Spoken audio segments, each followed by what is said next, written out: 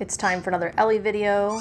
She is at my house currently. You see her offering a really good sit to get her harness on. This video is sped up so that you can see a little bit more of Ellie doing a great job. Right now we're waiting for that front door to open, and I'm waiting for her to offer a sit or some attention. I would take either. Like, she could look at me or she could sit. I don't really care about the control. I don't care about her going out the door in front of me. I just want to know that our brains are working before we go outside the house. I just want to make sure that she's going to cooperate and that we're going to do this together. She's not just going to plunge out the door without me. And you see she's doing a great job with her sit, holding it. And she came out of the door nice and soft and immediately sat again and redirected to me.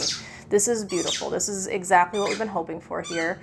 And now we're taking off down the sidewalk, and she's a little bit confused because she's like, are we getting in the car? And I'm like, nope, we're actually just going to go for a little walk. And she's a little pulley and excited, so I'm just waiting here. Now, I would take a lot of things here for us to be able to move forward. She could move back towards me. She could give me some good attention and focus. She could offer a sit. I don't really care. I'm not super picky. I just, again, want to make sure that we're cooperating on this walk and that our thinking brains are intact and we're not going to be out of control. She hasn't had a lot of on her own walking experience lately, and there are some people around, and that's part of the reason I've been taking her on these walks, is so she can get a little bit more exposure to just real life on her own without any other dogs around.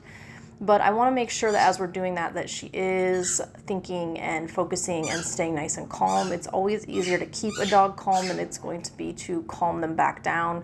Now you can probably hear Ellie in the background of this voiceover squeaking because she has been staying at my house. So I have 6 dogs that are mine. They will be mine until the day they die.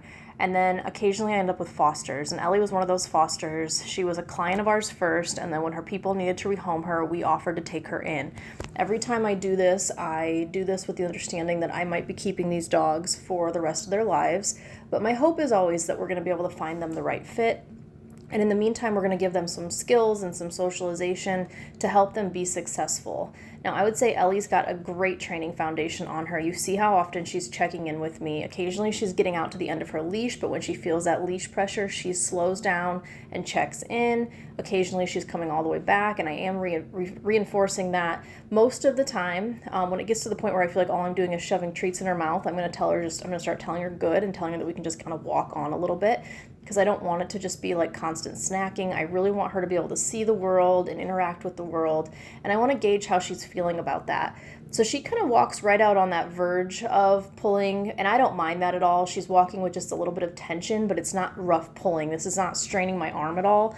And all I have to do if I want her to slow down and come back is just slow my steps down or apply just a little bit of a squeezy pressure, and then she'll come back and check in with me. She does a beautiful job. We did encounter several people on this walk. She got to see some things, and she honestly ignored all of it and was super well behaved the whole time. You see how often she's just offering these sits. I've never had to ask her for a sit. She just gives it to me.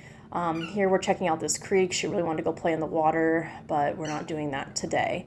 So Ellie has been kind of rotating back and forth from staying at my house and staying at the kennel. I want her to stay at the house sometimes so she is used to being in a home environment, and she's doing great. She's crate trained. She does lovely in her crate. She's nice and quiet. She loves to play with toys. She loves to play by herself, which you can hear in the background of this video. She's in the dog room alone, having a really good time.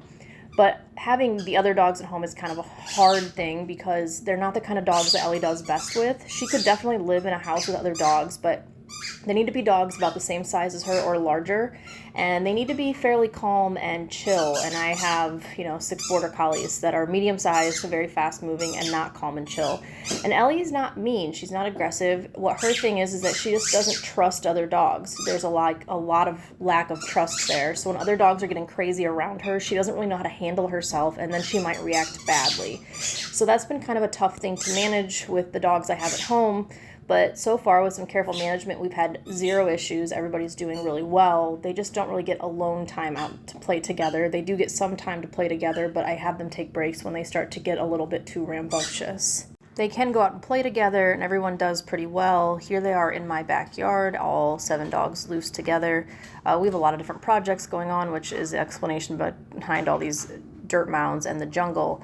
But you see that everybody's pretty much coexisting fine. Ellie's tail is always really high, so sometimes it can be hard to tell when she's feeling tense and when she's just existing just based off her tail. You really have to look at her eyes and the rest of her body language. But here everybody's doing pretty good.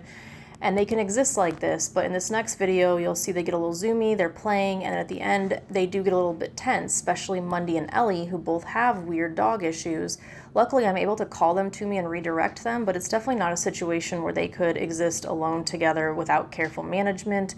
So she really needs to be in a home with dogs with just a little bit less energy.